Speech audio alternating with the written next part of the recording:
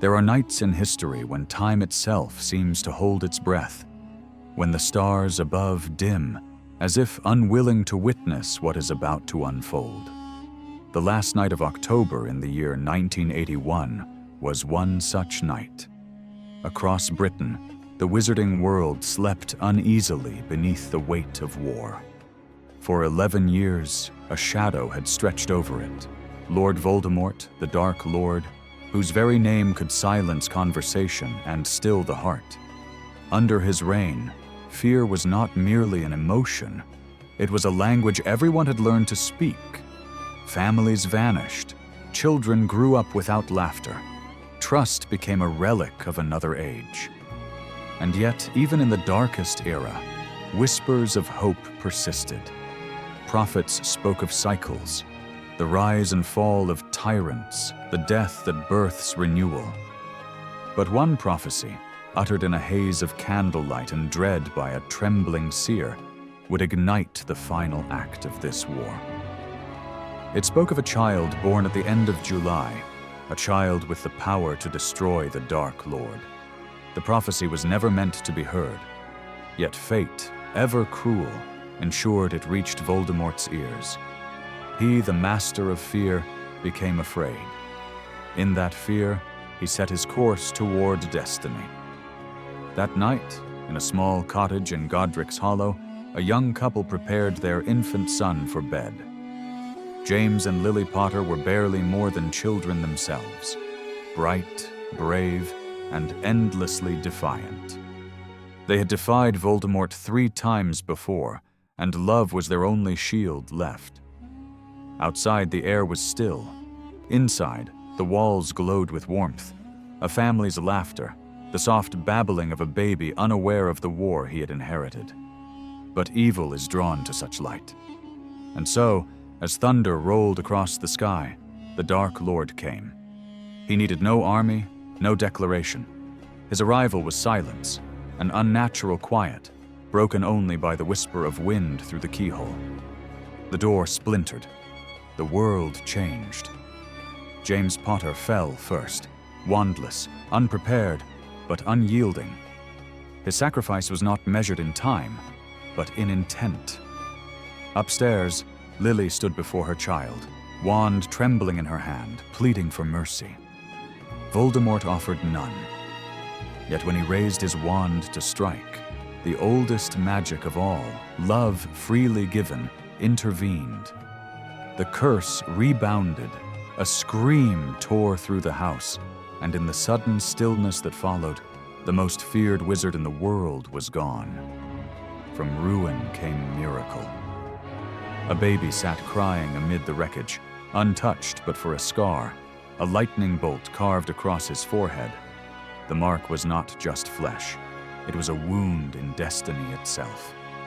A fragment of the Dark Lord's soul had latched onto him, binding their fates together. Neither could live while the other survived. Yet no one that night could grasp such cosmic irony. To the eyes of the world, Voldemort was defeated, and the boy had lived. The morning after was unlike any in living memory. The sun rose over a world that scarcely believed it still existed. Owls filled the skies, bearing messages of disbelief and relief. Wizards emerged from hiding, tears in their eyes, laughing in the streets. For a brief, shining moment, evil had a name, and that name had been conquered by a baby. But the cost of victory was measured in silence. In a cottage reduced to rubble, a family was broken, and a legend was born. Albus Dumbledore, the old wizard who had led the resistance, stood before the ruin that night with a heart heavy with paradox. He had seen too many prophecies fulfilled to call this triumph. In Harry's survival, he saw not just wonder, but warning. He knew that power leaves residue, and fate rarely gives gifts without taking something in return. As he watched the sleeping child, he sensed what others could not, the faint hum of dark energy within him, a connection that would haunt the boy's every breath.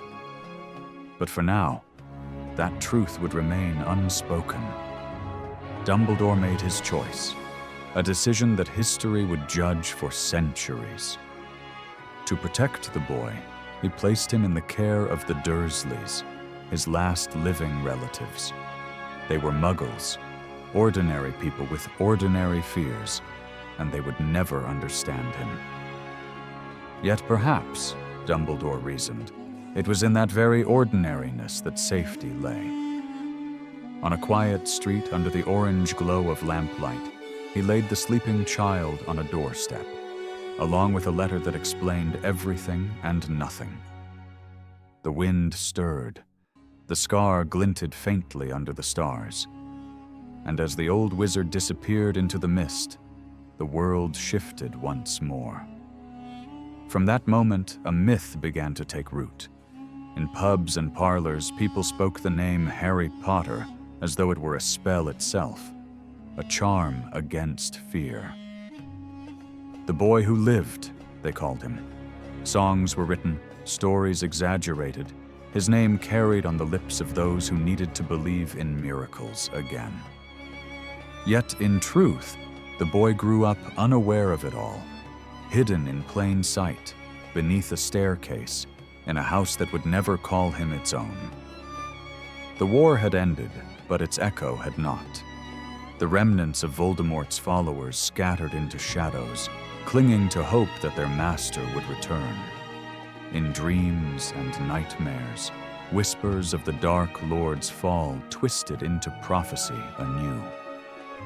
Magic itself seemed restless, as if aware that the story was not done. Because fate does not end in a single night. It loops, binds, and returns, testing the limits of courage and compassion. Years later, those who lived through that night would still speak of it with trembling voices. They would recall the flash of green light, the scream that shattered the heavens, and the silence that followed. Some would call it destiny, others would call it luck. But in truth, it was both, and neither. For on that night, the balance between love and power was decided not by armies, but by a mother's choice. And from that choice emerged a child who would one day bear the weight of both worlds, the magical and the mortal. Harry Potter's story did not begin in glory. Began in loss, in firelight, and in the soft cry of a baby who had no idea what he had survived. He would grow to be a hero, but first, he would learn what it means to be forgotten. The scar upon his forehead was more than a mark. It was a reminder, a bridge between life and death, hope and horror, light and shadow. It was the seal of a prophecy that neither he nor the world yet understood. The boy who lived would become many things in the years to come: student, savior, soldier, legend. But on that cold November dawn, he was simply a child asleep on a doorstep, unaware that across the wizarding world, candles burned in his name, unaware that an empire of fear had fallen because of him, and unaware that in the space between darkness and dawn, the world had quietly chosen its next savior. That night did not end the war. It merely paused it. The battle between light and shadow had only shifted form, hiding beneath the scar of a boy who had been marked by fate.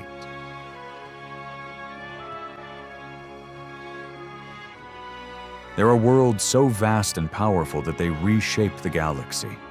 And there are worlds so small, so ordinary, that they go unnoticed, until history reveals that something extraordinary once lived there. Number 4, Privet Drive was one such world. A perfect square of beige walls, trimmed hedges, and silent conformity. It was the kind of place where nothing remarkable ever happened, because everyone worked very hard to make sure of it. Yet behind one of those pristine doors, beneath a narrow staircase that smelled of dust and old paint, lived the boy who had once defied death itself. Harry Potter did not know that he was famous. He did not know that his name was whispered in gratitude in homes he would never see, or that strangers once toasted his survival with tears in their eyes. To him, life was a gray corridor of repetition. The Dursleys, his aunt, uncle, and cousin, were the architects of his small world, and they built it from cruelty disguised as normalcy. He wore Dudley's oversized clothes, ate leftovers when allowed, and learned to keep his voice quiet enough not to be noticed. In their house, love was rationed, and kindness was treated as currency he could never afford. But even in that monotony, there were moments, small, strange flickers that suggested something ancient and untamed stirred beneath his quiet surface. A haircut that grew back overnight. A leap to the school roof without remembering how he'd climbed. A glass vanishing at the zoo, freeing a snake that slithered away as if thanking him. Each incident earned him punishment, but none erased the question forming deep inside. Why am I different? The Dursleys answered that question with silence and shame. But silence, like darkness, can nurture hidden strength. In the evenings, when the house was still and the hum of street lamps filled the night, Harry would sit under the stairs and dream, not of greatness, but of belonging. He imagined parents who smiled, voices that called his name with warmth, and a home where the walls did not close in on him. He could not have known that such dreams were echoes of truth, fragments of a life taken from him before he could remember it. Somewhere beyond his comprehension, the magical world still carried his legacy like a heartbeat beneath the surface of normal life. Wizards who owed him their freedom raised their children in peace, unaware that the boy they celebrated grew up in silence, punished for surviving. The Dursleys' fear was the purest kind, fear of difference. They could not name what Harry was, but they could sense it, something beyond the tidy logic of their world. Vernon Dursley, loud and rigid, believed that order could erase chaos. Petunia, brittle and sharp, had known what magic was once, and had turned her back on it with bitterness that never truly faded. Together, they tried to stamp out whatever spark lived inside Harry, believing they were protecting their world from contamination.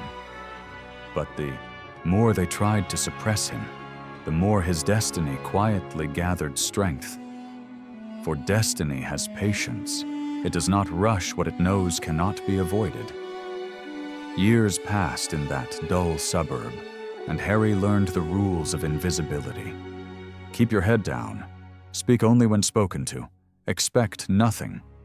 Yet he also learned something far more dangerous: resilience. Each cruel word hardened him, but not into hate, into endurance.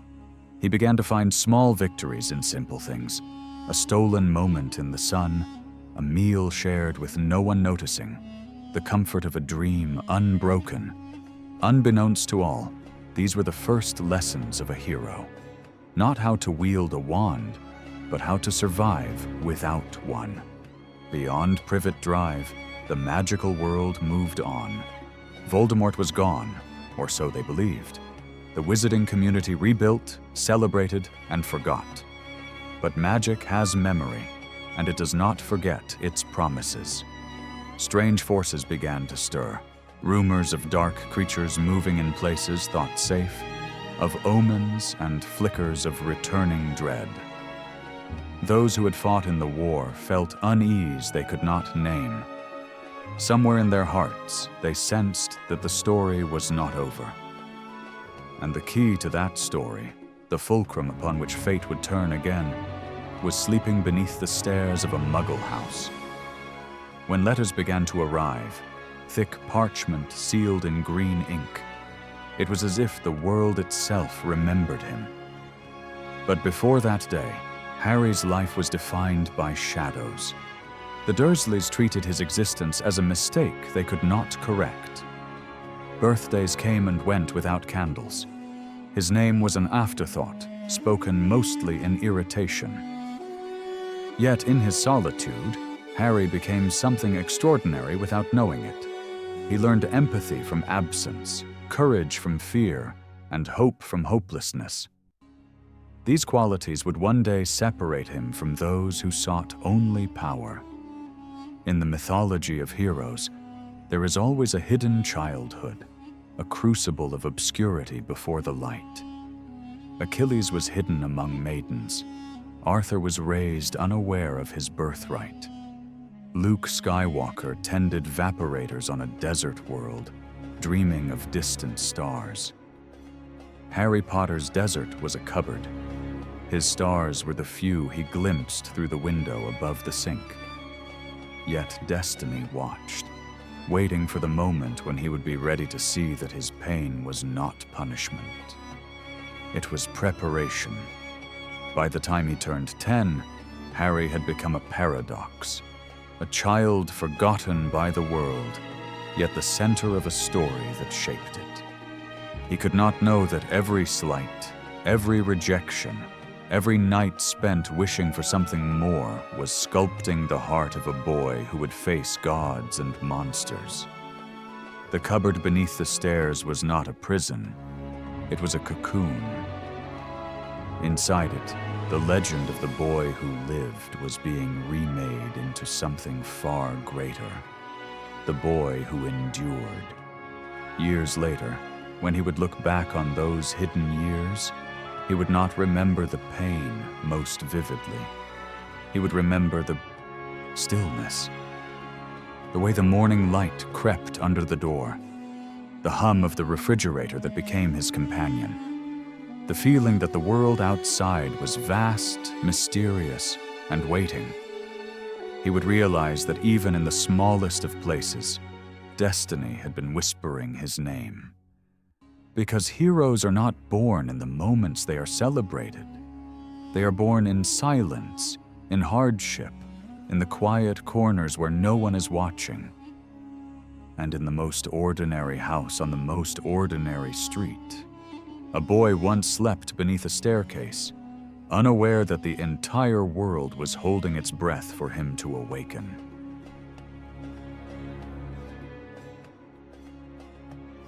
Every great story begins with an awakening.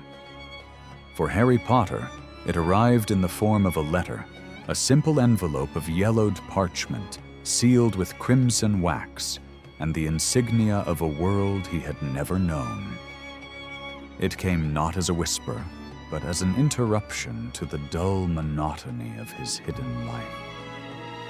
For years, he had been told that he was nothing. But destiny, it seems, always finds a way to remind the forgotten of who they truly are. The moment that letter slipped through the crack of the Dursleys' carefully constructed normality, the universe itself seemed to exhale. It was not merely an invitation to a school, it was a summons, a call that echoed across the unseen boundaries between worlds. Each attempt by the Dursleys to suppress it only deepened its determination. Letters rained through chimneys, slipped through doors, burst from the air itself as if magic refused to be silenced. And in the chaos, the boy beneath the stairs learned his first truth. You can bury destiny, but you cannot kill it. When Hagrid appeared, towering, gruff, and gentle, he was less a man and more a messenger of fate. His words shattered the illusion of the life Harry had known. You're a wizard. Simple words, yet they carried the weight of prophecy, history, and belonging. For the first time, Harry's reflection made sense. The oddities of his past, the unexplainable moments of magic, were no longer mistakes. They were proof of who he was meant to be. In that instant, The boy who had been caged by normality began to awaken to a larger world, one filled not with walls, but with wonder. The journey to Hogwarts began with smoke and steel, a platform hidden between the visible and the impossible. King's Cross Station was ordinary, bustling, and gray. Yet between platforms 9 and 10 stood the gateway to another realm. Running toward the barrier felt like running toward uncertainty, yet as Harry passed through, the world unfolded. The noise of Muggle life vanished, replaced by the sharp hiss of steam, the warmth of scarlet carriages, and a sky alive with anticipation. The Hogwarts Express was not merely a train, it was a vessel of transition, carrying children between innocence and identity, from the safety of ignorance into the complexity of destiny. For the first time, Harry was not alone. On that journey, laughter replaced silence.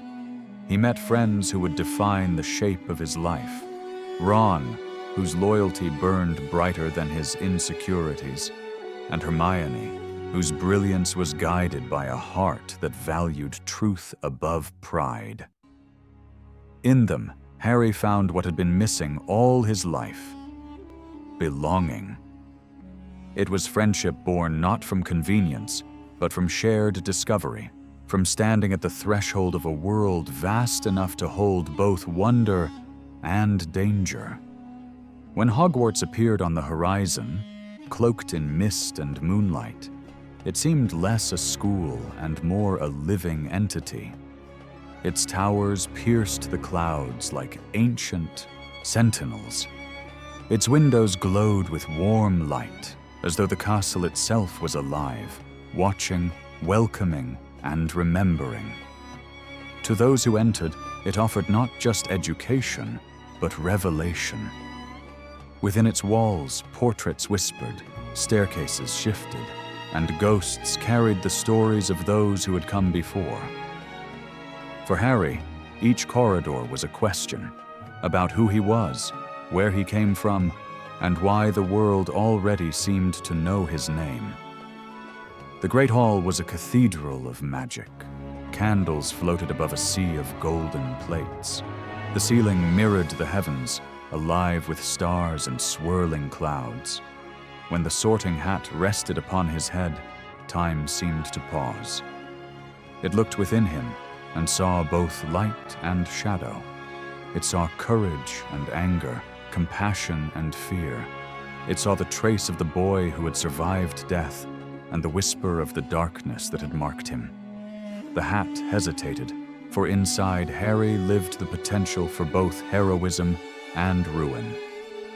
In the end, it chose Gryffindor, the House of Bravery, not because he was fearless, but because he would one day learn to act in spite of fear.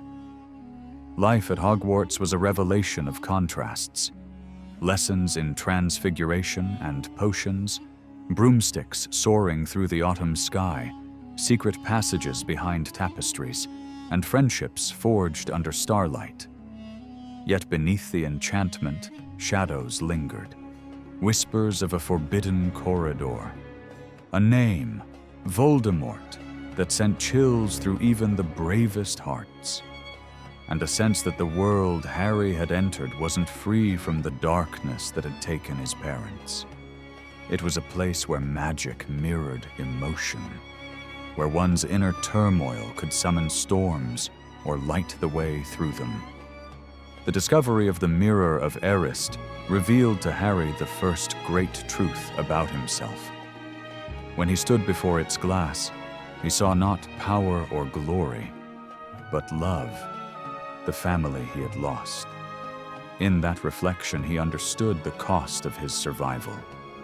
For all his fame, he was still the boy who had been left alone on a doorstep. Magic could show him what he desired most, but not what he could ever reclaim. It was a quiet, aching lesson that even in a world of spells and miracles, some things remained unreachable.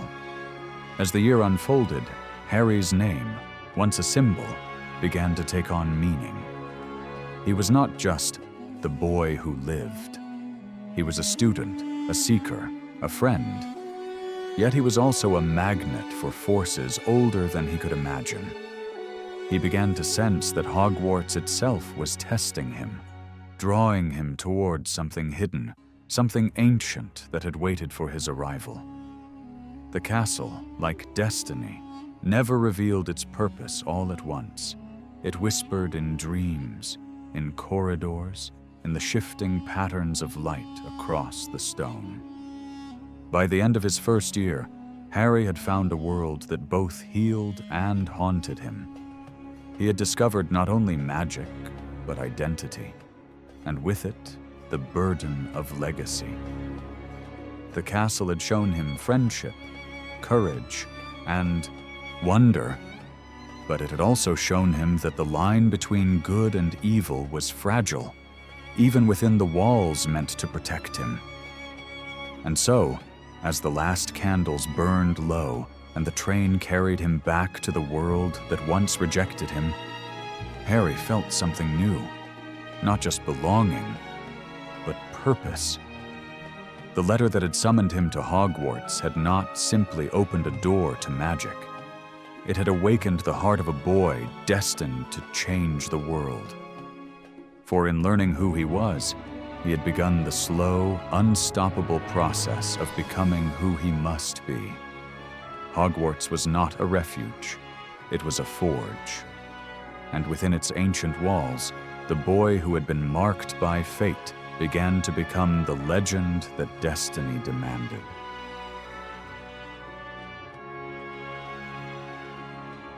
Every story of greatness begins with temptation. Not the lure of evil itself, but the quiet, whispering promise that something more is within reach, that destiny could be seized, shaped, or even defied. For Harry Potter, this temptation came not in battle, but in curiosity. In the corridors of Hogwarts, where magic shimmered like sunlight on water, something ancient stirred, a secret older than the castle itself. It began as rumor, as whispers of a mysterious stone said to grant eternal life. And somewhere, in the shadow between wonder and fear, a sleeping darkness began to awaken. The Sorcerer's Stone was no myth. It was alchemy perfected, a creation of Nicholas Flamel, the last of a dying breed of wizards who sought mastery over death. It promised two gifts: the elixir of life and endless wealth, the twin obsessions of humanity since its first breath. Yet hidden within its legend was the same paradox that would haunt every seeker of power, that to live forever is to lose the meaning of living. The stone had survived centuries of wars and betrayals, locked away from those who craved it most. And now, within the walls of Hogwarts, it waited once again to test the hearts of those who would find it. For Harry, life at Hogwarts had become a rhythm of enchantment and discovery. Spells and laughter filled the days, and for a time, it seemed the shadow that had marked his birth was far away. But the universe rarely allows innocence to last. A forbidden corridor, a three-headed guardian beast, a trapdoor leading somewhere far deeper than the earth itself. The mystery began to take shape, threads of deception and danger woven through the safety of school walls. Each clue led Harry closer to a truth he could not yet name, and closer to a force that had never truly died. The first signs came as fear itself, a presence moving unseen, a trembling in the forest where no wind blew, whispers of a figure cloaked in black, feeding on unicorn blood, a sin against nature so vile that even the trees seemed to recoil. Somewhere, Voldemort's spirit, weakened, bodiless, yet unbroken, clawed its way back toward the world of the living. And Harry, unknowingly, stood at the center of its return. He began to dream in fragments, flashes of green light, the sound of his mother's scream, and the shadow of a face that seemed both foreign and familiar. Fate, once silent, was beginning to speak again. Yet amidst the danger, Harry discovered something far more human: choice. The Mirror of Erist was his first true lesson in temptation.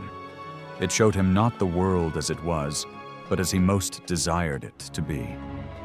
In its glass, he saw his family, whole, alive, and smiling back at him. The longing was unbearable, and for nights he returned to it, desperate for the illusion of love he had been denied all his life. The mirror offered comfort without truth, beauty without substance. But when Dumbledore finally found him before it, he revealed the secret every heart must one day confront: that dreams, however lovely, can become prisons if we live only within them. That night, Harry began to understand the quiet corruption of desire. Power rarely announces itself with cruelty at first. It begins as solace, the need to fix what hurts, to bring back what was lost, to make the world bend toward our will. But the mirror was a warning. What Voldemort sought through domination, Harry sought through longing. Both paths led to the same abyss: the belief that one deserves what cannot be given freely. The Sorcerer's Stone was not simply a relic. It was a mirror of the human condition, reflecting what each soul valued most. For one, immortality. For another, love. For both, temptation. When the final trial came, it did not roar, it whispered. Harry and his friends descended beneath Hogwarts, each chamber testing something beyond skill: intellect, loyalty, courage, faith. What awaited below was not merely a guardian of magic, but the embodiment of choice itself. There, in the chamber of mirrors and flame, Harry found the faint echo of his nemesis, Voldemort, weakened and spectral, attached to the back of another man like a parasite. Quirinus Quirrell had once sought knowledge and recognition, but had found instead a master. It was the first time Harry truly saw what power without restraint could do to a soul. It devoured identity, leaving only obedience and fear. As the confrontation unfolded, the room seemed to hum with paradox. A boy who had never known power stood before the one who had once wielded it absolutely. Voldemort promised him greatness, whispered that he could bring back his parents, that the stone could make him untouchable. For a fleeting moment, Harry felt the pull, the same seductive force that had consumed generations before him. But in that moment, he remembered something stronger than the hunger for power: his mother's love. Her sacrifice was the first magic he had ever known, and it was the one Voldemort could never understand. Love, freely given, is beyond corruption. It does not beg, it does not demand, it endures. When Harry placed his hand upon the stone, it appeared, not because he sought it, but because he did not. Only one who desired the stone yet had no wish to use it could obtain it. The universe itself had chosen its wielder, not through ambition, but through purity of intent. It was the first lesson of destiny, that true strength is not in the grasping, but in the letting go. When Quirrell lunged, the magic that had protected Harry since infancy awakened once more. Love became fire, and the darkness recoiled. In that chamber, death met compassion, and death lost again. When it was over, the stone was gone, destroyed by Dumbledore to prevent any further temptation. Harry, weak but alive, woke to a world that now knew his name for more than survival. He had faced evil, not in its full power, but in its first echo. And in doing so, had begun to understand the cost of being chosen. The stone was gone, yet its lesson remained. Immortality means nothing without purpose, and power without love is emptiness dressed as strength. As the term ended and the train carried him away, Harry looked back at the castle that had tested and transformed him. He did not yet know that the enemy he had faced was only a shadow of the war to come, nor that the choices he made would one day determine the fate of both life and death themselves. But for now, he had learned the one truth that defines every great story, that even in a world of endless magic, the greatest power lies not in what we can take, but in what we can choose to let go. And in that choice, the boy who lived began to become the man who would decide the balance between darkness and light.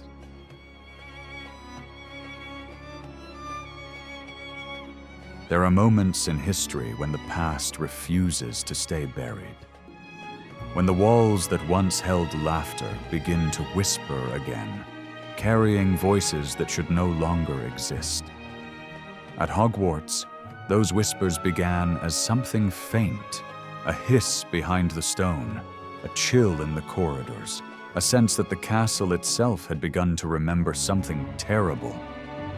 It started with a cry and a trail of crimson letters across a wall.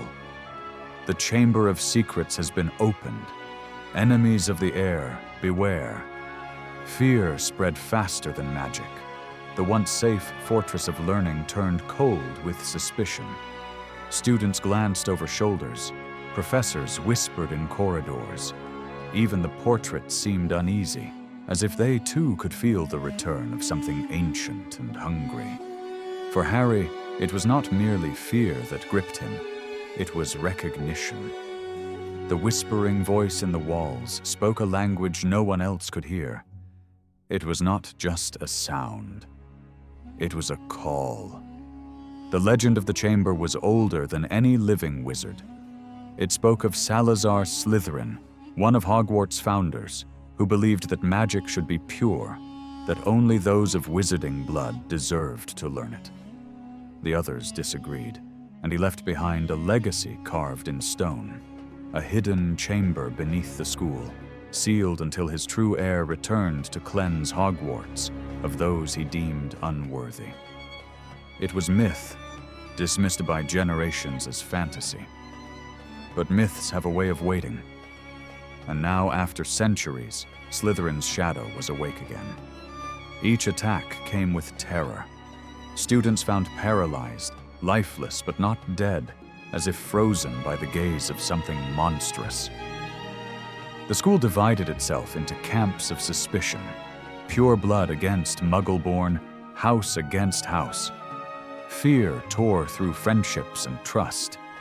And at the center of it all stood Harry, marked not just by his scar, but by something far deeper. The uneasy awareness that he might be connected to the evil haunting his home. The voice in the walls grew louder. It slithered through the air like smoke, calling him, tempting him, questioning him. He began to doubt his own mind.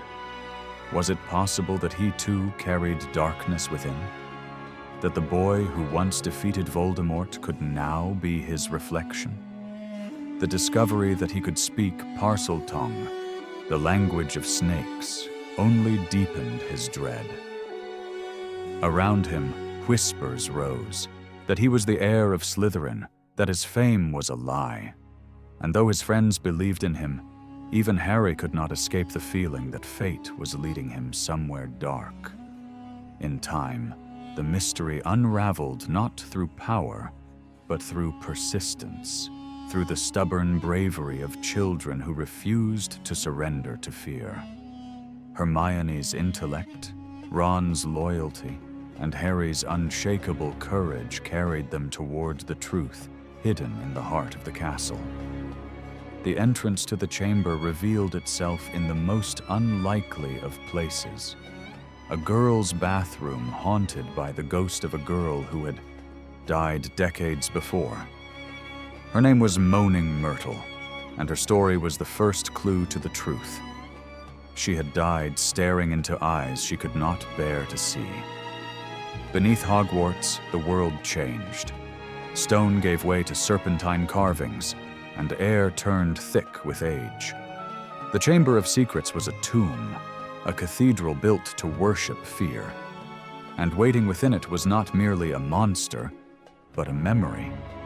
Tom Marvolo Riddle, preserved in ink and shadow through the pages of a diary, was no ghost. He was an echo, the memory of a boy who would one day rename himself as Lord Voldemort. Through that diary, he had whispered to Ginny Weasley, feeding on her fears, twisting her thoughts, and stealing her life force until she became a vessel for his will. It was an echo of the same manipulation he had once used on the world. Riddle revealed himself to Harry with calm fascination, studying him like a reflection. He was what Harry might have become, gifted, lonely, driven by anger and the desire to prove himself. Their similarities were haunting. Both orphans, both misunderstood, both marked by power they could barely control. Yet where one had chosen compassion, the other had chosen domination. It was not fate that separated them. It was choice. The battle that followed was more than a clash of wand and serpent. It was a struggle of will, of identity. The basilisk, Slytherin's monster, slithered through the chamber, ancient and blind, its eyes capable of death. Harry fought not with certainty, but with desperation. He was only 12, but destiny does not measure age. With the help of Fawkes, Dumbledore's Phoenix, and the Sword of Gryffindor, he faced the creature head-on. When steel met scale, history repeated itself. Light against darkness, courage against fear. The serpent fell, pierced through the skull, and silence filled the chamber once more. But victory came with cost. The venom of the basilisk burned through Harry's veins, death creeping closer with every heartbeat.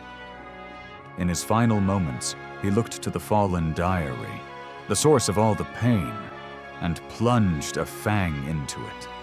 The ink bled like poison, Riddle's memory screamed, and the past was destroyed. As Fawkes's tears healed him, Harry learned a truth that would follow him forever. Even the smallest act of compassion, the love that had drawn the Phoenix to him, could conquer death itself. When he emerged from the chamber, carrying Ginny's fragile form, the castle exhaled. The whispers stopped. The fear dissolved. But the question remained, what had truly been defeated? The monster, yes. The memory, perhaps. But the darkness that created them both still lingered, waiting. Harry had seen what it meant to be consumed by power, and he had seen his own reflection in it. The line between savior and sinner had never felt so thin. In the quiet that followed, Harry's triumph was celebrated, yet it did not feel like victory. He had saved a life, but glimpsed the abyss beneath his own. The diary, now destroyed, had been a window into a soul twisted by ambition, and a warning of what he himself could become if he ever mistook strength for control. The Chamber of Secrets was sealed once again, but its lesson could not be locked away. Evil does not vanish. It waits, it changes shape, and it finds new voices. In that underground hall of stone and serpent, Harry Potter faced not only the ghost of Voldemort, he faced the possibility of himself. And though the serpent was slain, the echo of its hiss would remain forever in his heart. A reminder that the fight between light and darkness doesn't happen in chambers or battlefields alone, but within the soul.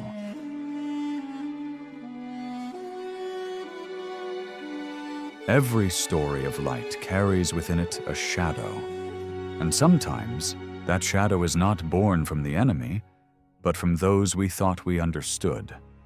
For Harry Potter, his third year at Hogwarts would not be defined by magic or monsters, but by memory.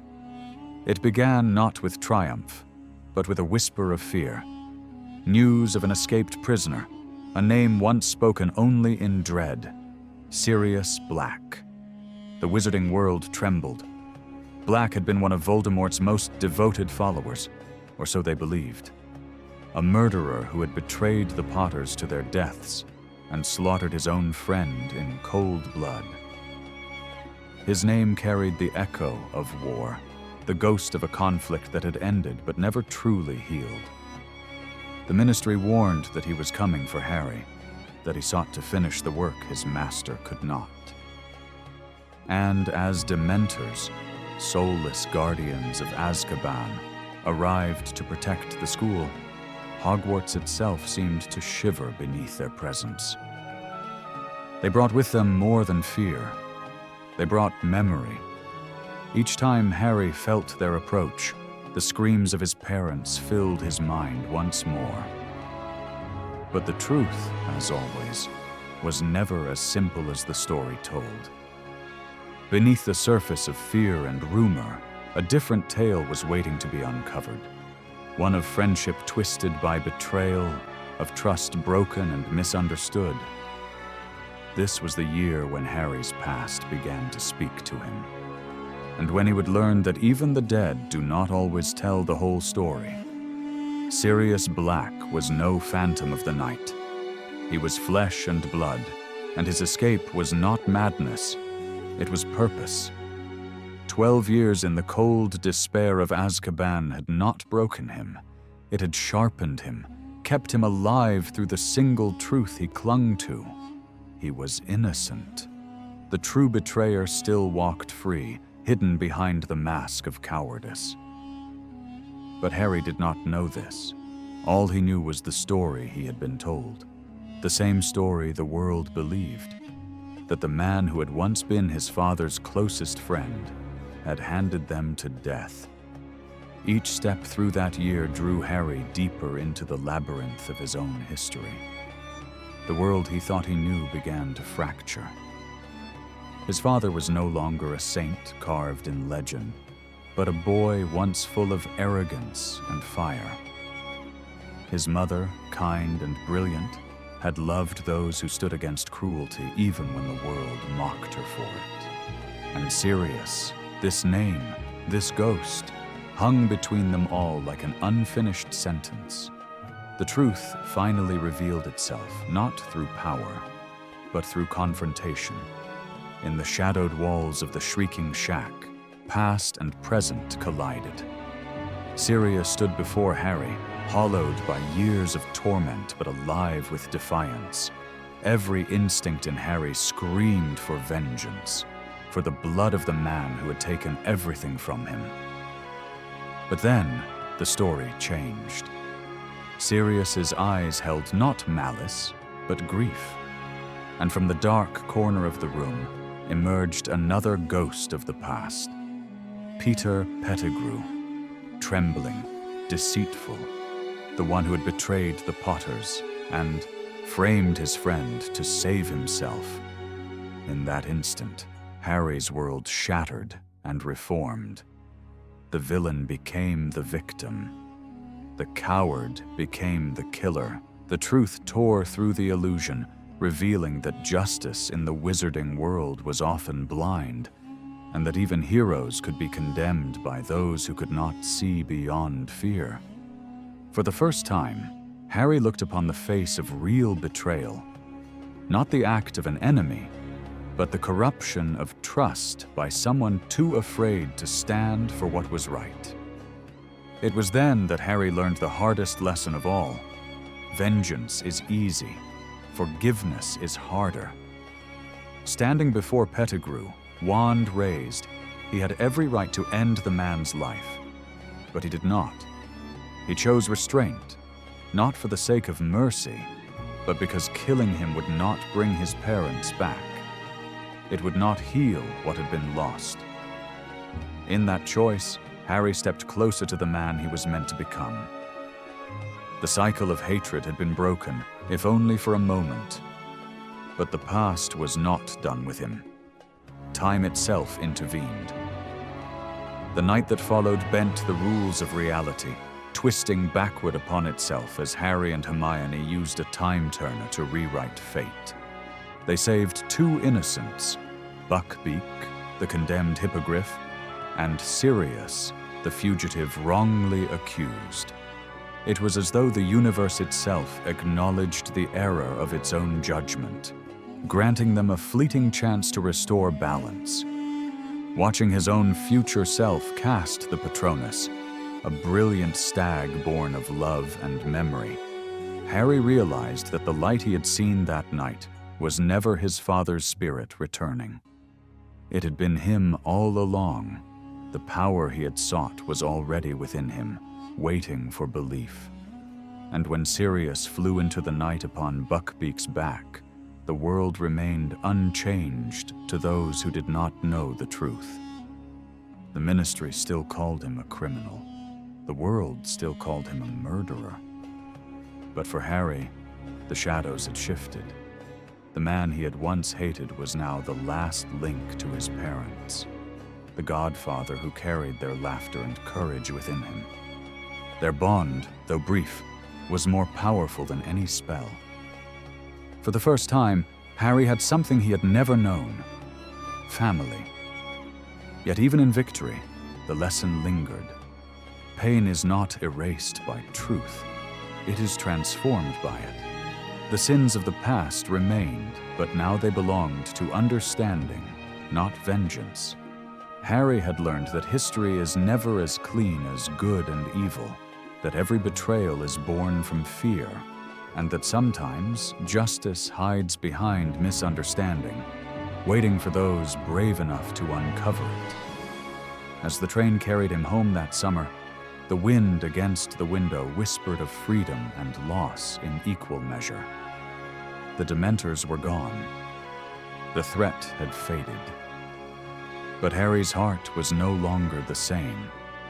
He had seen the faces of betrayal, forgiveness, and redemption, and had learned that heroes are not those untouched by darkness, but those who choose not to let it define them. Sirius, Black had vanished into the night, a fugitive in body, but free in spirit. Harry was left behind, not with anger, but with hope, a fragile light born from understanding. The shadows of the past would always remain, but now he knew how to face them, not with hatred, but with truth.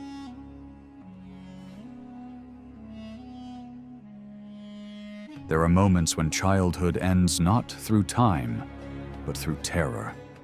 When laughter gives way to silence, and the world, once bright and boundless, narrows into the shadow of fate.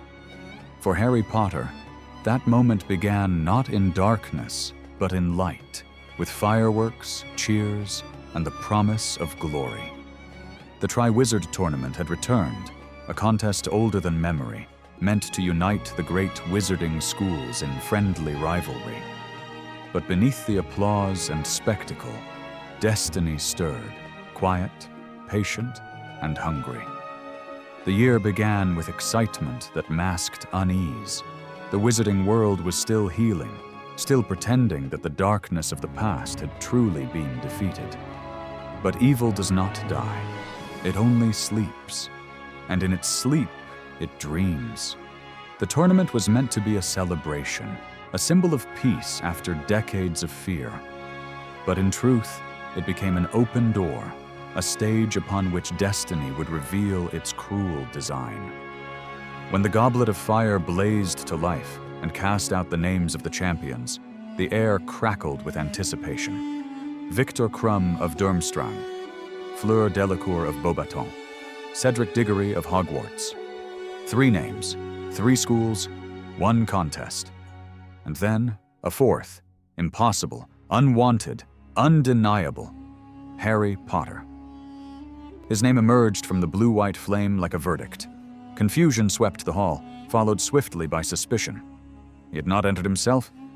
He was too young. But the goblet's magic was binding. Once chosen, one could not refuse. Harry became both champion and outcast. The world that had once hailed him now turned away. Friends questioned him. Strangers whispered. He felt the weight of eyes, of judgment, envy, and resentment pressing upon him from every corner. But beneath the noise, a darker truth began to take shape. This was no accident. He had been chosen for a reason that none could yet see. The tournament was not a test of skill. It was a lure. The first task came with fire. Beneath the roar of the crowd and the trembling of the earth, Harry faced his own fear made flesh. A dragon, ancient and merciless. Its eyes were embers. Its wings thundered like the heartbeat of the world. Against such a creature, courage was not the absence of fear, but its mastery.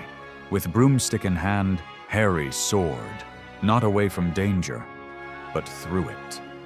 The fire nearly consumed him, yet he emerged victorious, clutching the golden egg that would lead him to the next mystery. The world cheered, but Harry's triumph was hollow. He had begun to understand that every victory carried a price. The second task drew him beneath the water's surface, into a silence as heavy as time. The Black Lake was a realm of stillness, haunted by the song of the merfolk and the whispers of the deep. There, Harry faced not monsters, but morality. The task demanded not only strength, but sacrifice. He was told to save what had been taken from him, to retrieve that which he would miss most. And when he saw not one, but 4 hostages, friends and rivals alike, bound in enchanted sleep, he made a choice. He refused to save only his own.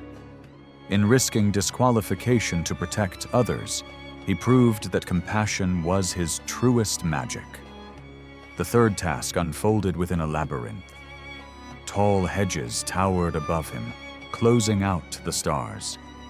The maze was not a place of competition. It was a trial of the soul. Each path twisted inward, forcing Harry to confront the darkness within himself. The air shimmered with enchantments meant to confuse and divide. Friends became strangers. Light became deceit. And in the end, what should have been the moment of triumph became the door to horror. When Harry and Cedric reached the cup together, they grasped it as equals, unaware that it had been turned into a portkey, a trap crafted with precision and malice.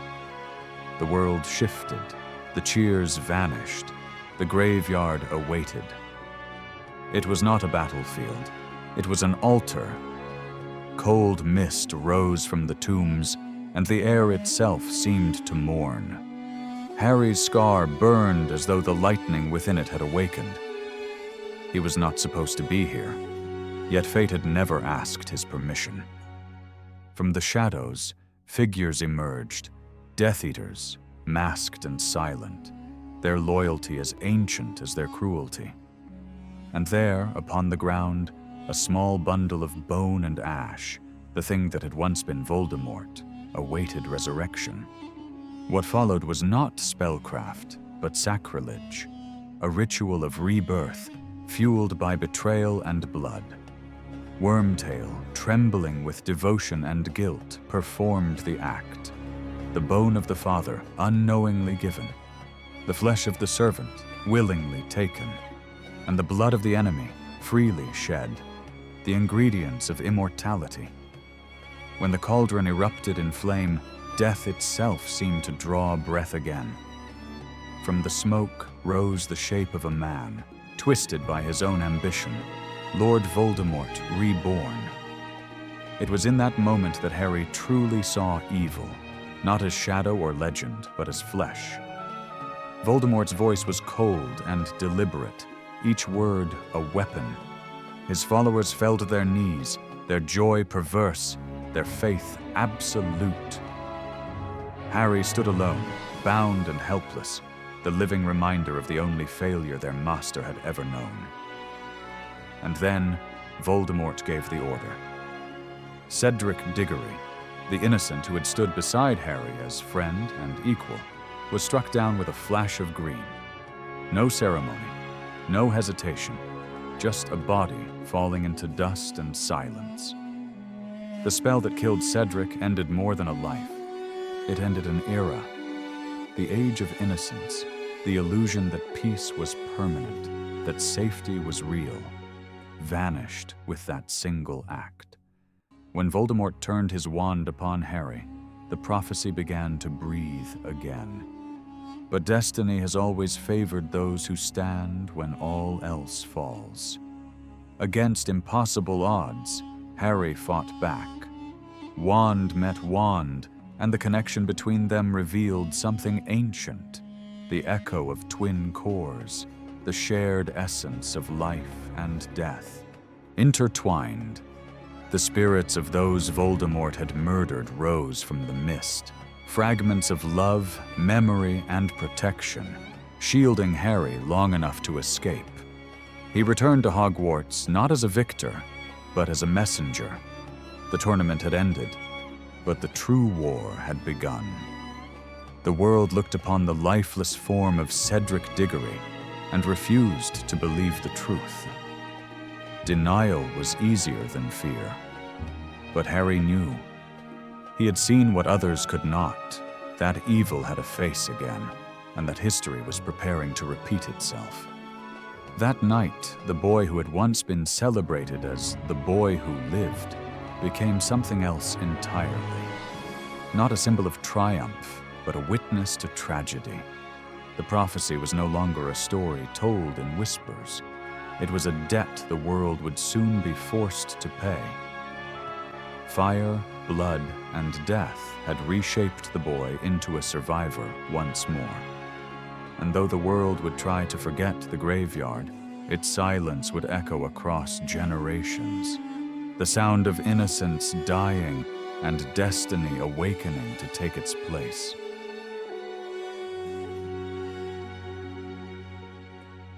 Some wars begin with explosions.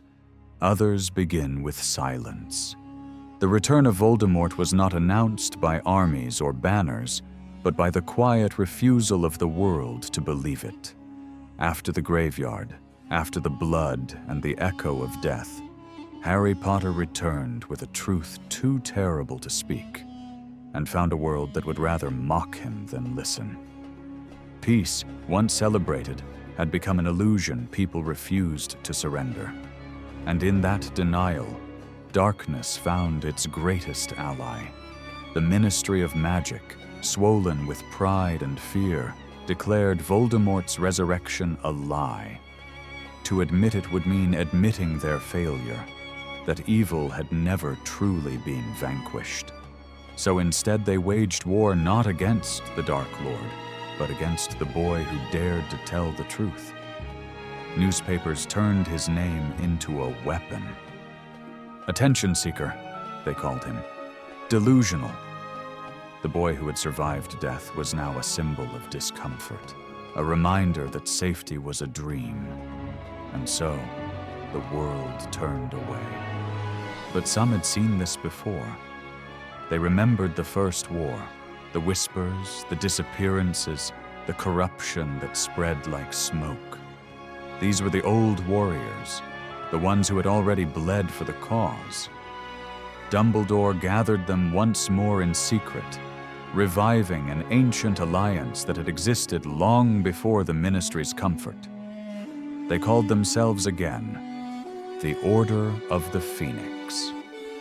Within the hidden walls of Number 12, Grimmauld Place, a house steeped in dust and memory, they met under candlelight, preparing for a war that most refused to believe had begun. To Harry, it felt like the world had split in two.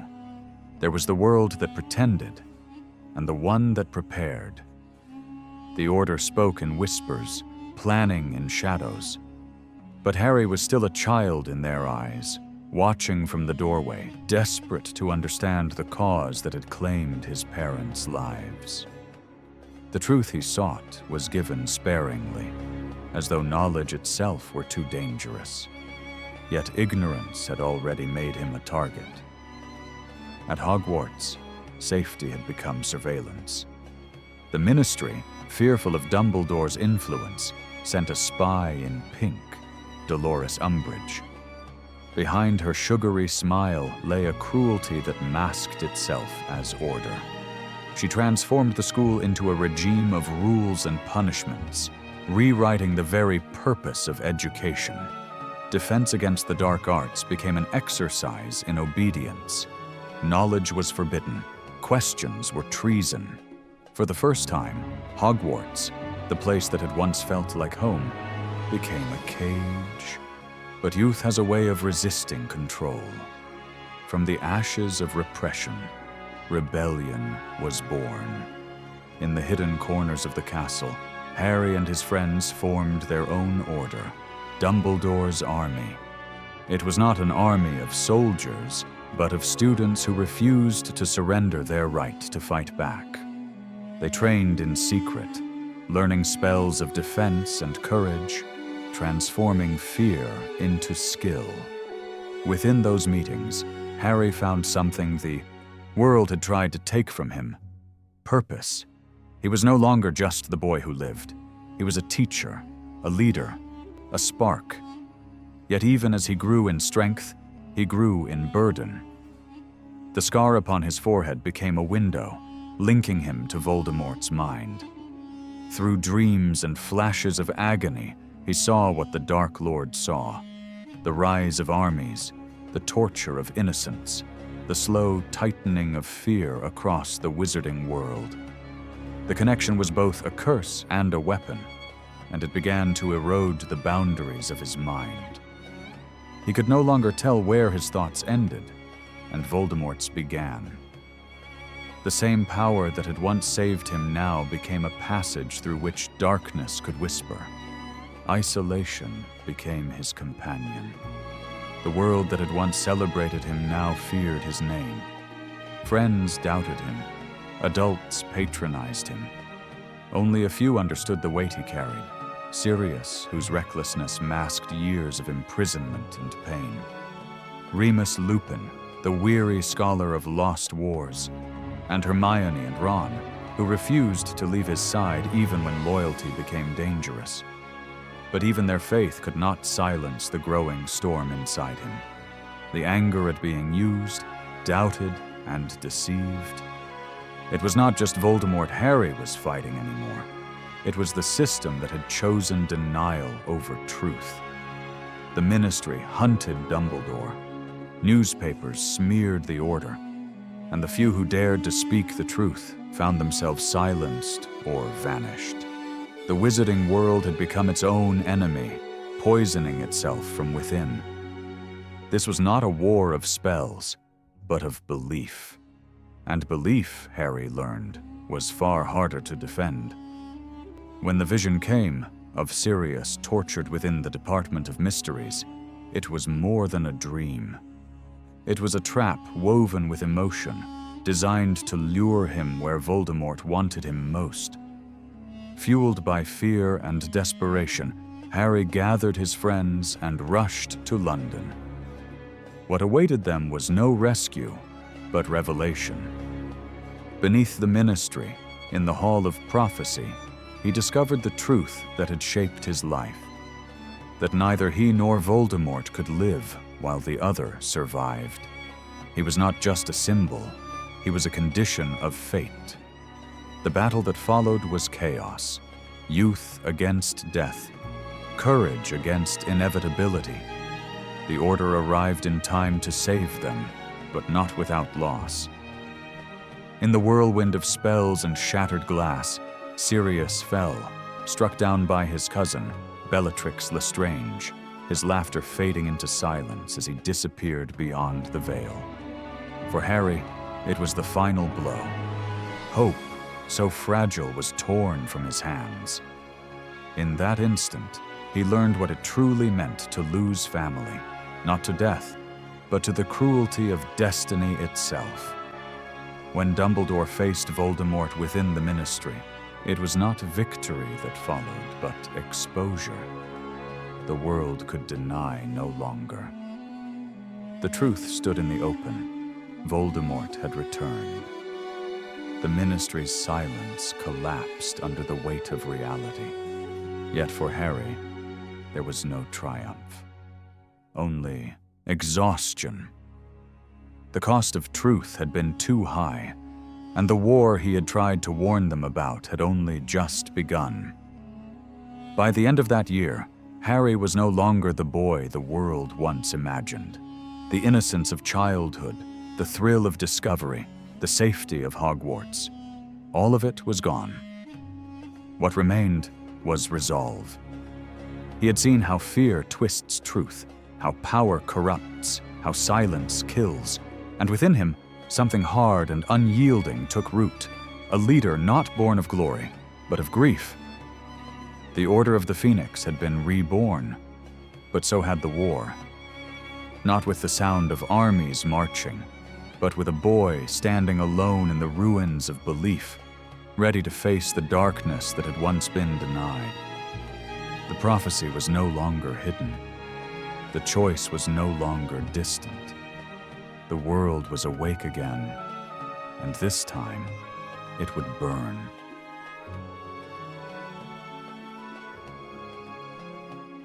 Every war begins with a secret. Some are forged in blood, others in silence. But the most dangerous are born in knowledge, the kind that burns through illusion and leaves truth raw and unmerciful. For Harry Potter, this was the year when ignorance died, and wisdom revealed itself as both a weapon and a wound. Hogwarts, once a refuge, had become a fortress. The world outside trembled under Voldemort's return, though many still refused to speak his name. Shadows moved through the ministry. Fear whispered through the streets. And within the castle walls, even the air seemed to hold its breath. The war that had once been distant was now at the door, and the lines between friend and enemy began to blur.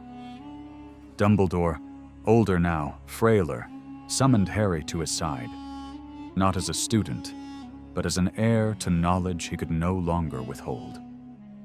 What began as lessons soon became revelations. Through the shimmer of memory and the chill of liquid thought, Harry stepped into another life, Tom Riddle's life. Each memory Dumbledore revealed was a shard of a fractured soul, a story of a boy who had once been human and had chosen to become something else. In those visions, Harry saw not a monster, but a mirror. Riddle's childhood, too, had been marked by abandonment, by longing for control, by a hunger to matter in a world that had dismissed him. Yet where Harry had found love, Riddle had found obsession. Every cruelty done to him became a justification. Every loss, a debt he meant to collect. Voldemort's power was not born from darkness alone. It was born from fear. And in understanding that, Harry began to understand the cost of his own destiny. The truth Dumbledore revealed was unbearable in its simplicity. Voldemort had split his soul into fragments, Horcruxes, each hidden within an object of significance, each a safeguard against death. To destroy him would mean to destroy these pieces of his soul, one by one, until nothing remained. It was not a quest for power, but for purification. The battle ahead would not be fought merely with wands, but with conscience. Harry, who had once fought to survive, now learned that survival itself might demand sacrifice. But even as Harry studied the past, the present began to rot. Within Hogwarts, the unseen war crept closer. Suspicion became its own language. The Death Eaters had infiltrated every corner of the wizarding world, their allegiance hidden behind smiles and uniforms. And among the students, one name carried the weight of destiny's cruel symmetry: Draco Malfoy. Once merely a rival, now a boy burdened with a mission beyond his strength. In his eyes, Harry saw the reflection of his own fear, the knowledge that both of them were pawns in a war waged by men far greater and far colder than themselves. Amidst the rising chaos, a strange salvation emerged. A worn old textbook filled with scrawled notes and strange spells. It bore no name, only a signature, the Half-Blood Prince. The Fi's handwriting was sharp, deliberate, and hauntingly intimate. The book turned Harry's failures into triumphs. Spells that once eluded him now answered his hand with precision. The prince's annotations whispered power, and with it, control. But as every spell obeyed, something within Harry began to shift. The ease of victory came at a cost he could not name. He did not yet know that the hand guiding him was one that would soon strike down the man he trusted most. Dumbledore's health waned as the weight of his mission grew. Together, he and Harry sought one of Voldemort's Horcruxes, a journey that tested both endurance and faith. Across dark seas and into a hidden cave carved from nightmare, they faced enchantments born from cruelty. The potion guarding the Horcrux demanded not just pain, but surrender. To retrieve it, Dumbledore was forced to drink a draught that conjured his worst memories. Screams of regret, cries of the lost, the echoes of those he could not save. Harry watched as the greatest wizard of their age trembled and wept like a man undone. In that moment, the myth fell away, and only the mortal remained. They returned to Hogwarts broken, carrying both the Horcrux and the unbearable truth that even Dumbledore was fading. The castle, once luminous, seemed to know what was coming. That night, under a sky torn by thunder, the war finally breached its walls. The Death Eaters had come. Through secret passageways and cursed flames, chaos erupted. And at the top of the astronomy tower, destiny waited. There, in the half-light, Dumbledore faced his end. Wandless, weakened, yet unafraid, he stood before his executioner. Draco hesitated, torn between fear and mercy, while the shadows closed in around him. And then, out of that darkness, stepped the man who had been both mentor and mystery, Severus Snape. The same Snape whose book had guided Harry, whose loyalties had always been uncertain. For a heartbeat, time froze. Harry, hidden and helpless, watched as the man he had distrusted his entire life fulfilled his final act of betrayal. The words cut through the storm like a blade, Avada Kedavra, a flash of green, a fall through the night, and Dumbledore was gone. The world did not end with his death. It simply changed shape. The spell that killed Dumbledore was not just the death of a man. It was the death of certainty. Hogwarts, once a sanctuary, had become a grave. The Phoenix, symbol of rebirth, sang not of triumph, but of mourning. Harry, kneeling beside the fallen, felt something within him harden. A resolve born not from vengeance, but from necessity. When the truth of the Horcrux was revealed, that the locket they had retrieved was a fake, replaced by a note from a stranger who had already stolen the real one, despair could have broken him. But it did not.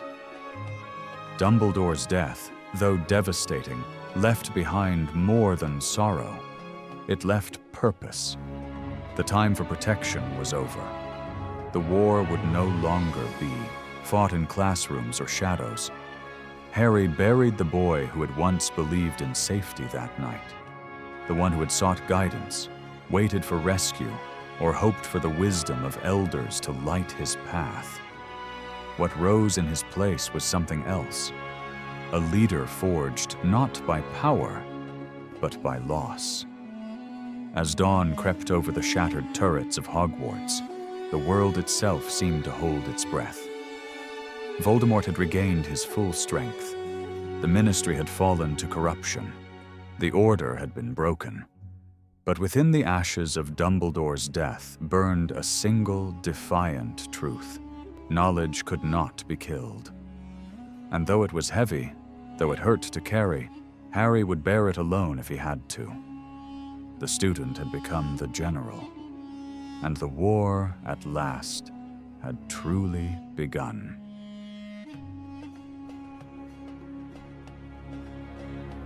There are wars fought with armies, and there are wars fought with silence, the kind that strip away the soul long before the battle is won. For Harry Potter, the war had become both. The castle, the classrooms, the laughter, all of it was gone. What remained was exile, a hunted trio wandering through a landscape of ruin, their faces etched by cold, their names whispered as fugitives. The boy who once dreamed of heroism now learned its truest shape, a weary march through doubt, burdened by knowledge too heavy for his years. The Horcruxes, fragments of Voldemort's soul, were their only map. Each one carried not just dark magic, but the echo of a life destroyed to create it. Destroying them was more than strategy. It was a form of exorcism, a ritual of cleansing that demanded pain in return. As the trio traveled across forests and frozen plains, hope began to flicker like dying embers. The Horcrux they carried, a locket that pulsed with malice, fed on their insecurities, whispering poison into their thoughts. It did not shout. It simply reminded them of what they feared most: doubt, jealousy, regret. Ron, loyal but burdened by his own insecurities, began to fracture beneath the weight of it. Hermione clung to reason as though it were the last barrier between her and madness. And Harry, already haunted by the prophecy, the deaths, and the face of the man who had once been Tom Riddle, began to feel the shape of destiny closing around him.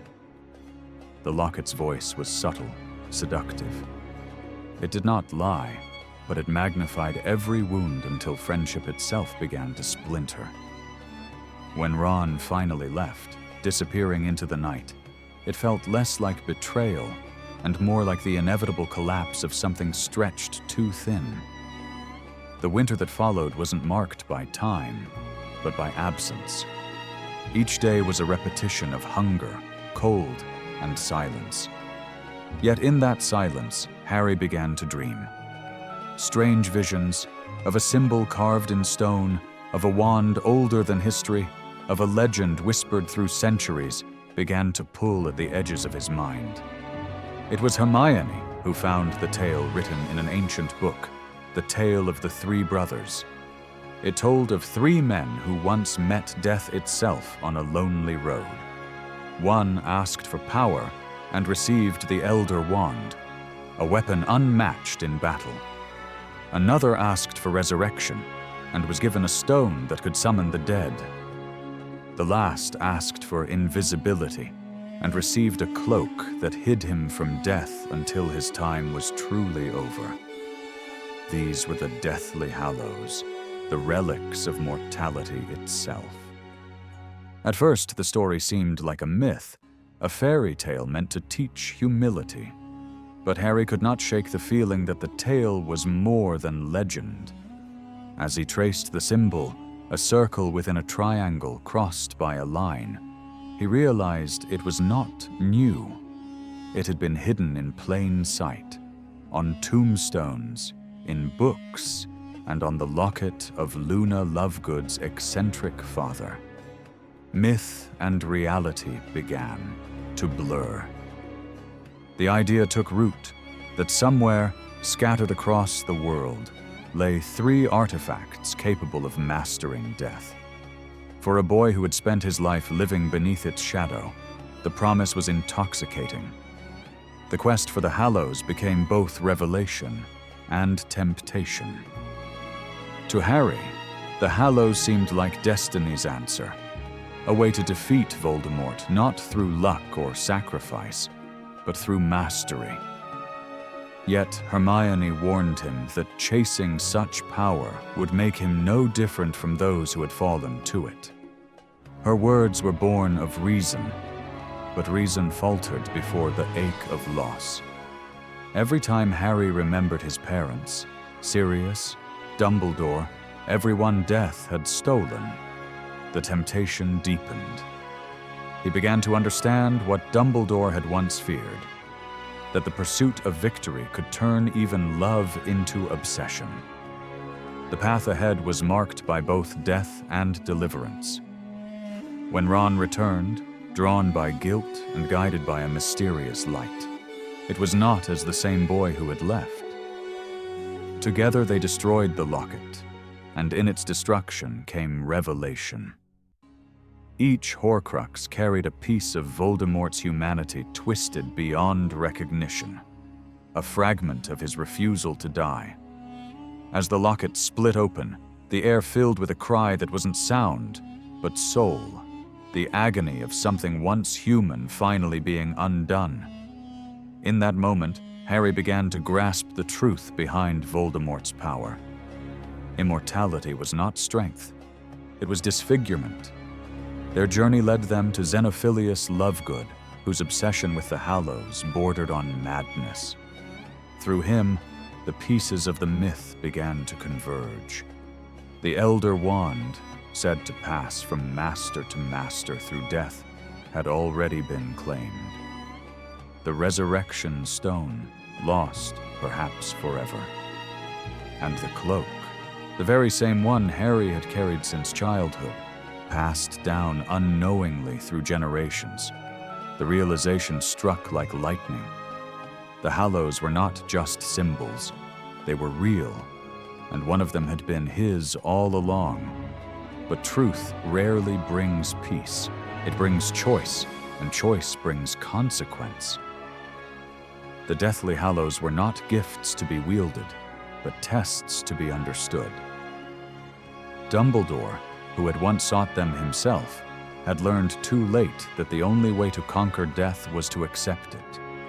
Harry, standing on that same precipice, began to understand that destiny would demand the same of him. The myth of the three brothers became prophecy in motion. Voldemort, obsessed with conquest, hunted the Elder Wand. He sought to become the master of death itself. But in doing so, he sealed his fate, for power, when pursued through fear, is its own defeat. Harry, meanwhile, continued to seek not dominance, but understanding. Each destroyed Horcrux brought him closer to death, not as an enemy, but as an inevitability. When they were captured and taken to Malfoy Manor, the weight of all they had endured came crashing down. Hermione's screams echoed through the halls. Dobby, the free elf who had once found courage in kindness, gave his life to save them. His death, small and uncelebrated, reminded Harry of something the Hallows could never grant: the quiet dignity of choosing love over power. As they stood by the sea, burying Dobby beneath the stars, the myth and the mission became one. The Hallows were no longer treasures to be found. They were lessons to be lived. Power, resurrection, and concealment were not paths to conquer death, but to understand it. And Harry, in his grief, began to see what Dumbledore had meant all along. The answer was not in the relics, it was in acceptance. The boy who once feared death now began to walk toward it, not in despair, but in peace. Each step, each loss, each truth had carved away the illusion of control.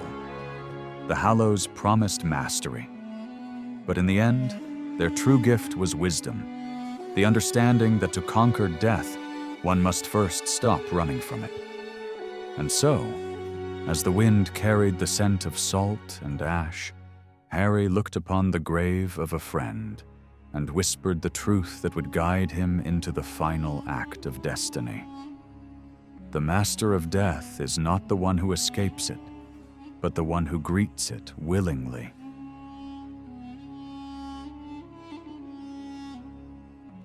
There are nights that define history, nights when the world itself seems to pause, holding its breath between what was and what will be. The Battle of Hogwarts was such a night. The castle, once a sanctuary of learning and laughter, now stood as the last stronghold of light against a tide of encroaching darkness. Its stones, centuries old, seemed to awaken to the moment, to remember that even walls can bear witness to courage.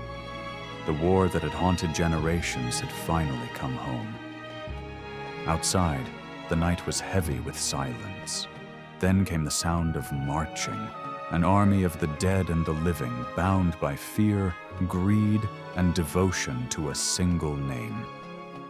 Lord Voldemort. His voice carried across the wind, promising mercy to those who surrendered, annihilation to those who resisted. But inside the castle, no one spoke of surrender. Children stood beside their teachers. Ghosts whispered prayers. Mothers gripped wands like swords. And for the first time in centuries, Hogwarts became not a school, but a fortress. Harry had returned. Not as a student, not even as a hero, but as a man shaped by loss and love alike. Every step he took through those familiar halls was heavy with ghosts, echoes of laughter from days long gone. The Great Hall, once filled with feasts and candlelight, had become a war room. Faces he had grown up with were now faces prepared to die. It was not bravery that united them. It was love, fierce and unyielding. And love, Dumbledore had once said, was the magic Voldemort could never understand. The first assault began with fire. Giants shattered walls, Death Eaters descended from the sky, and the Forbidden Forest came alive with screams. Spells illuminated the night like falling stars, red, green, and gold, the colors of both triumph and tragedy. The defenders fought not for glory, but for each other. Neville Longbottom, once shy and uncertain, now stood with defiance burning in his eyes. Minerva McGonagall summoned the Stone Guardians of Hogwarts to life, their thunderous march shaking the earth.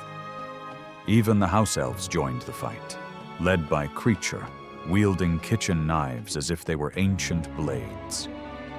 In that moment, every soul within the castle became part of a story greater than themselves. Yet war always takes before it gives. The laughter of Fred Weasley was silenced in an instant. A spark of joy extinguished amid the chaos. Remus Lupin and Nymphadora Tonks, who had only just embraced a fragile peace, fell side by side, leaving behind a child who would grow up in the shadow of both loss and love, as Harry once had. Each name became a monument, each death a reminder that courage and grief are twins born of the same fire. And still, Voldemort advanced. His power was not just magic, but despair. The belief that hope itself was futile. In the heart of the chaos, Harry came face to face with the truth Dumbledore had left him, that the only way to end this war was through sacrifice. The final Horcrux, the last fragment of Voldemort's soul, was within him. To destroy it, he would have to die. There was no fear in his decision, only acceptance. He had carried death with him all his life, in the scar on his forehead, in the memories of those he had lost, in the knowledge that survival had always been a borrowed gift. Now, at last, he would return it. He left without farewell, walking alone into the Forbidden Forest, the same place where his journey had once begun. Each step was a farewell to everything he had ever loved. The trees whispered like old friends, the ground seemed to remember his childhood footsteps. And waiting in the quiet clearing was Voldemort, the man who had defined his life through hatred. The killing curse struck, and the world fell silent. But death, it seemed, had been waiting for him, not as an enemy, but as an equal.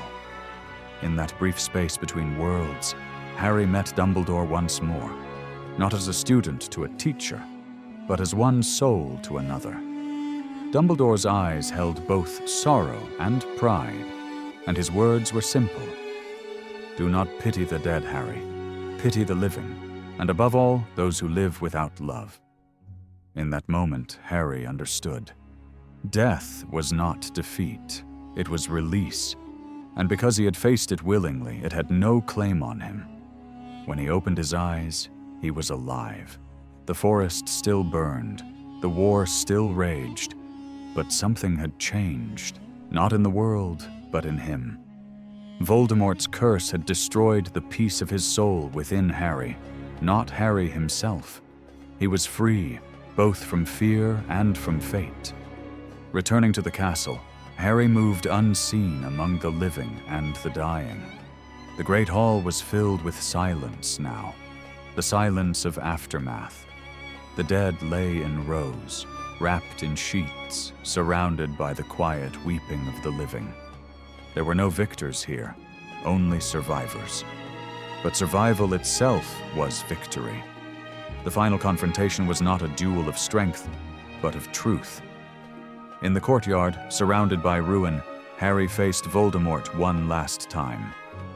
The Elder Wand, the wand Voldemort had stolen, refused to obey its thief. It had belonged not to him, but to Draco Malfoy, and through disarmament, to Harry.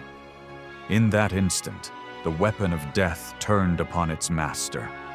The curse rebounded, and the man who had feared death above all others met it at last. Not with glory, but with emptiness.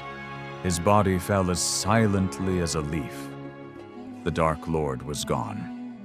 When dawn broke over Hogwarts, it did not bring triumph, but peace. The castle was scarred, but standing.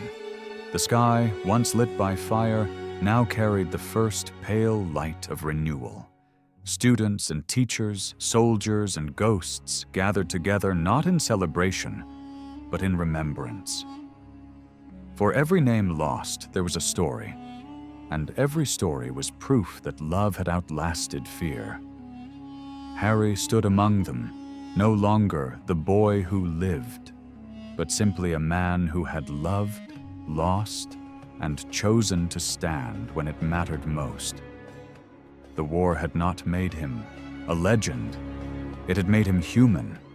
And in that humanity lay the truest victory, the victory of compassion over cruelty, of mortality over arrogance, of life over the hollow promise of immortality.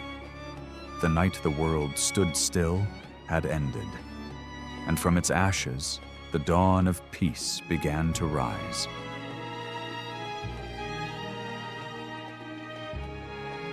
Some wars end with victory, others end with silence. The Battle of Hogwarts was over, yet the quiet that followed felt heavier than the battle itself. Smoke drifted through shattered windows. The castle, scarred and broken, stood like a monument to both triumph and loss. The sun rose over the battlements for the first time in a world without Voldemort. But its light revealed more than victory. It revealed absence. Those who remained were not celebrating. They were counting the names of the fallen. The Great Hall, once filled with laughter and music, had become a cathedral of remembrance. Rows of bodies lay beneath white sheets, friends, mentors, children. Fred Weasley, forever frozen in a moment of laughter. Remus Lupin and Nymphadora Tonks, their hands nearly touching even in death, leaving behind a child who would grow up in a world they had helped save. Colin Creevey, too young to have fought, yet brave enough to stand. Around them, the survivors moved in quiet disbelief, too grateful to be alive, too broken to feel it. The war had been won, but no one could remember what winning was supposed to feel like. Harry stood among them, not as a hero, but as one of them, weary, bruised, and human. His name had been shouted in prophecy, written in legend, but in this moment he felt small. He had killed and he had survived, but neither act brought comfort. The wand in his hand, the Elder Wand, the most powerful ever made, felt like a relic of an age that needed to end. Power had cost too much. It had taken everything worth protecting. He looked around the hall and saw more than faces. He saw stories. Every person who had fought, who had loved, who had lost, was part of the same truth. The magic that had defeated Voldemort had not come from spells or relics, but from love freely given, from the unyielding courage of ordinary people who refused to kneel before fear. The realization was simple, but absolute. Victory was not the absence of death. It was the endurance of compassion. When the castle's ruins finally fell quiet, Harry made a choice that defined the rest of his life. Standing on the broken steps, he lifted the Elder Wand, the weapon sought by tyrants, the artifact that had outlived generations, and snapped it in two. Its magic spilled like dust into the wind. For centuries, wizards had believed that mastery over death was the greatest power of all. But Harry had learned what Voldemort never could. To defeat death, one must stop fearing it.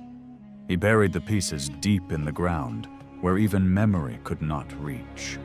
He would live not as a conqueror, but as a man who had seen too much to worship power ever again. In the days that followed, the rebuilding began, not of walls, but of faith. The ministry reformed under those who had once fought in the shadows. The survivors of Dumbledore's army returned to classrooms as mentors, teaching a new generation the lessons written in their scars. The portraits on the walls whispered once more, but this time they spoke not of warning, but of hope. The ghosts that lingered did not haunt, they watched. The castle, eternal as time, began to heal. Yet healing is not forgetting. Harry carried the weight of memory like an invisible scar. He visited the graveyards quietly, away from crowds and headlines. He spoke not to the dead as ghosts, but as companions. Sirius, Dumbledore, Lupin. Even Snape, whose name had once been cursed, and now was honored as one who had loved so deeply he lost himself to it. Each of them had left a lesson carved into Harry's heart. And though the world had moved on, he carried them all with him, not as burdens, but as guides. Years passed. Time softened grief, but never erased it. The wizarding world changed, slowly, cautiously. The Children of War became the architects of peace. Harry found in Ginny the quiet strength that steadied him, not a mirror of his past, but a partner in his future. Together they built a life not defined by survival, but by presence. And when their first child was born, Harry held him with a trembling heart, understanding in that instant the circle that life insists on completing. He had once been the boy left behind by love. Now he was the man trusted to give it. On a clear morning years later, the platform at King's Cross filled again with the sound of steam and laughter. The Scarlet Train waited, bright and alive, just as it had the day he first boarded it. Children ran between trunks and owls, their eyes wide with wonder.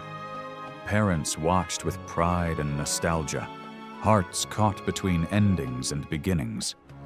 Among them stood Harry, older now, his scar faded to a faint trace. A reminder, not a wound. Beside him, Ron and Hermione, their faces marked by the same gentle weariness of those who had lived through the impossible and found peace in the ordinary. Harry's son looked up at him, nervous, uncertain, carrying the same questions Harry had once carried. "What if I'm not brave enough?" he asked. Harry smiled, the answer already known. "You are," he said simply, because courage was never the absence of fear, but the choice to keep walking despite it. As the train pulled away, the whistle echoing across the station, Harry felt a strange stillness. The same stillness that had filled the world on that long-ago night when everything had ended. But now, it carried no dread, only peace. The war was long past, yet the lesson remained eternal. Power can fall, fear can fade, but love endures, always. The world would remember him as the boy who lived. But Harry had learned that living was not the point. Remembering was. Remembering those who fought, those who fell, and those who believed when belief itself was costly. In that remembrance lay the true victory, not over death, but over forgetfulness. And so, as generations came and went, and new names took the place of old ones, the story of Harry Potter became something more than legend. It became a quiet truth whispered to children before they slept, that love, in its simplest form, is the oldest magic in the world. The boy who once defied death had grown into the man who understood it.